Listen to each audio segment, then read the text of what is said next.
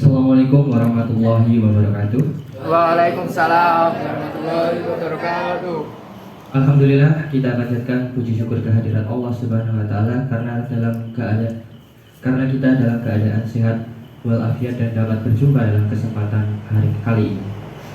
Sholawat serta salam kita curahkan kepada junjungan besar kita Nabi Agung Muhammad sallallahu alaihi wasallam yang kita nanti-nantikan syafaatnya di yaumul qiyamah. Sebenarnya sebelumnya teman-teman apa kabar? Alhamdulillah ya, baik ya. Gak ada yang sakit? Nggak, saya yang bilang. Kali ini saya akan menjelaskan mengenai apa itu ikhlas. Di sini ada yang pernah melakukan apa itu ikhlas? Pernah. Apakah kalian yakin itu benar-benar ikhlas? Yakin. Terus nanti ada juga materinya tentang kenapa dalam surat Al-Ikhlas itu tidak ada kalimat ikhlasnya. Pernah nggak kalian mempertanyakan itu? Nggak pernah ya? Pernah. Oke. Ketika kita menolong orang lain dan kita tidak mengharapkan imbalan atau balasan budi, itu dapat diartikan sebagai ikhlas. Dalam hal agama seperti yang tertuang dalam surat Al-Anbiya ayat 5 yang diartikan sebagai melakukan suatu hanya karena Allah. Ikhlas dalam taraf kita tidak mengharap pujian agar terlihat. Jadi kalau kita berbuat sesuatu itu kita tidak mengharap feedback dari orang, tapi itu sangat sulit dilakukan. Betul? Nah, selanjutnya Rasulullah mengingatkan bahwa Allah tidak menerima amal seseorang hamba kecuali jika dilaksanakan dengan ikhlas, hanya untuk mencari ridho Allah. Walaupun tenaga habis, pikiran terkuras, tetapi jika tidak ikhlas maka akan sia-sia. Maka dalam ketauhidan dalam surat Al-Ikhlas itu yang berbunyi Bismillahirrahmanirrahim, Qul huwallahu ahad, Allahus samad, lam yalid wa lam yulad wa lam yakul lahu kufuwan ahad. Yang kurang lebih artinya, sebentar.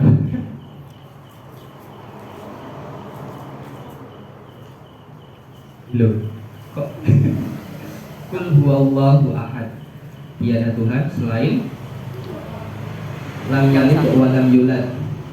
Artinya dia tidak beranak, tidak pula diberanakan. Iya. terus qul huwallahu ahad, lam yalid wa lam yulad wa lam yakul lahu kufuwan ahad. Nah, pokoknya lah. Nah, dalam surat Al-Ikhlas itu kan tidak ada kalimat pun yang menyebutkan dengan kata ikhlas gitu kan. Itu sebenarnya pengambilan nama ikhlas dalam surat Al-Ikhlas itu didasari dari maknawiyahnya. Qul huwallahu ahad. Kita harus ikhlas bahwasanya Tuhan itu hanya satu. Kita harus bisa menerima bahwasanya Tuhan itu satu. Kita hidup di dunia ini kita harus ikhlas bahwasanya Tuhan itu ya satu. Jadi dalam segala aspek pun ikhlas itu banyak. Oke, sekarang saya nyatakan juga ada beberapa kalimat kata yang ada pujangga yang pernah berkata seperti ini. Fase tertinggi dari mencintai adalah mengikhlaskan. Ya memang benar, fase tertinggi adalah mengikhlaskan. Ada yang berkata bahwasanya fase tertinggi itu adalah pernikahan. Tapi yang sejatinya mencintai itu adalah mengikhlaskan. Satu, seandainya dia menikah, dia harus ikhlas dimiliki oleh suaminya atau istrinya tersebut. Seandainya dia ditinggal mati, dia juga harus ikhlas ditinggal oleh orang yang dicintainya. Lanjut. Pernah mengikhlaskan seseorang kali ini? Insya Allah pernah ya. Sudah ikhlas? Apa masih teringat-ingat, terngiang-ngiang? Masih terngiang-ngiang. Masih terngiang-ngiang. Berarti belum ikhlas. Berarti belum sampai fase mencintai yang ikhlas itu tadi. Masih ada harapan untuk bersama gitu ya, Mbak? Ya sedikit sih tapi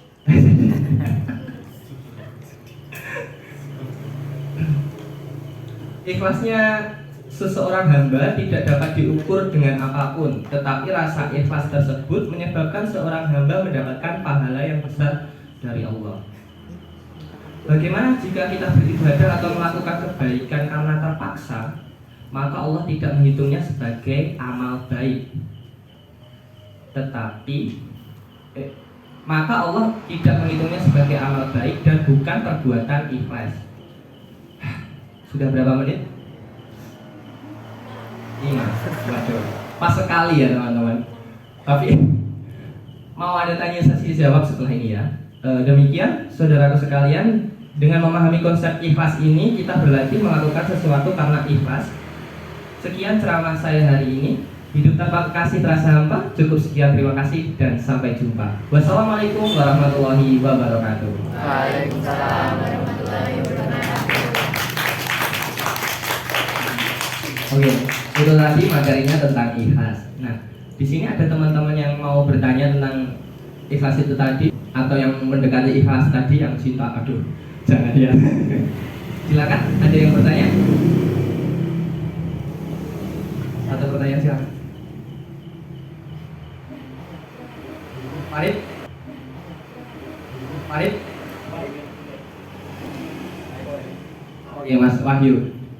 Mas Fajar bisa diadukkan ke sini. Wow, berarti ini masuk friendku ya? Masuk. Ini Bu Lutfi tugasnya ya. Monggo. Ayo. Kan kalau kita Agar ibadah kita kan kita harus ikhlas ya. Ikhlas itu kan berarti kita melakukan ibadah itu untuk mencari ridho Allah. Kalau misalkan kita ibadah tujuannya agar masuk surga, apa bisa disebut ikhlas? oke, Pertanyaan yang bagus, tepuk tangan untuk Mas Wahyu. Masya Allah. Berarti gini ya Mas Wahyu. Berat ini pertanyaannya. Ikhlas itu kan juga ada tingkatannya ya teman-teman. Yang pertama itu rela. Kedua, mana apa tujuannya? Sabar. Sabar. Menerima, rela, lalu ikhlas. Nah, walaupun kita di dunia ini ngomongin soal ikhlas, kita nggak bisa benar-benar ikhlas.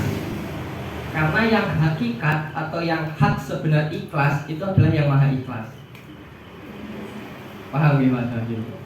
Jadi kalau manusia beribadah semata-mata hanya untuk mengharap surganya, apakah bisa dikatakan ikhlas itu tadi? Saya tidak bisa menjudge itu. Karena masuk surga atau tidaknya kita itu kan adalah wujud hak prerogatifnya Tuhan. Bukan kita yang menjudge kamu kafir, kamu masuk neraka. Bukan seperti itu.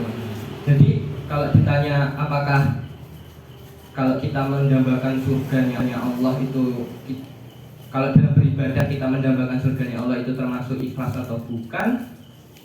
Pertanyaannya kurang tepat menurut saya. Yo kan itu hak prerogatif Tuhan gitu loh. Loh gini contohnya, kita sudah ikhlas, tetapi Allah itu menghendaki kita untuk tetap masuk neraka terlebih dahulu.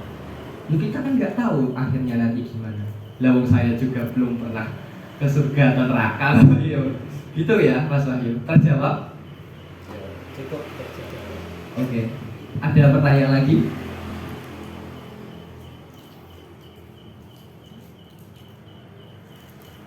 Mas Bima? Enggak ya. Oke, kita cukupkan ya. Ya sudah. Oke, kalau begitu terima kasih atas pertanyaan Wahyu dan Mas Wahyu yang satunya terima kasih atas tempatnya dan teman-teman jurnalis semua yang telah mendengarkan sedikit kultum kuliah 7 menit, pas 7 menit apa durung tak edit. Ada kurang lebihnya mohon maaf.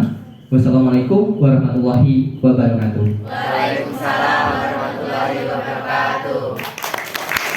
Saya kembali kepada Mas Wahyu. Monggo.